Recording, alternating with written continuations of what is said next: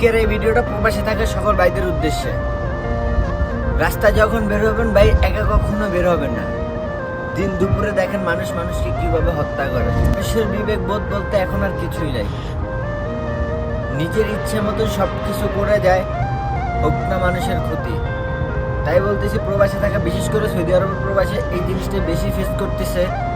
রাস্তা বের হলেই হয়তো ছিনতাইকারীর হাতে পড়তেছে, নয়তো দুর্নীতিবাজের হাতে পড়তেছে, নয়তো পুলিশের খপ্পরে পড়তেছে। তো ভাই আপনাকে বলতেছি, প্রয়োজন ছাড়া দরকার নেই বাইরে বের হওয়ার। যদি বের হতে হয় তাহলে সাথে কাউকে নিয়ে বের হয়ে। বিপদ কখন কোথা থেকে আসে কেউ জানে না। দিনে হয়তো বা আপনি মনে করেন সেভ হিসেবে বের হবেন, তবে মনে রেখেন আপনি নির্জন যখন জায়গা দিয়ে যাবেন, আপনি না চাইতেও এসব ঘটনার শিকার আপনি হয়ে যাবেন। তো সকল প্রবাসী ভাইদেরকে বলতেছি, সচেতন হন। বিশেষ করে কালো জাত যেগুলো আছে, ওই কালো জাতিগুলো থেকে দূরে থাকুন। আর প্রয়োজন ছাড়া একা একা কোথাও যায় না।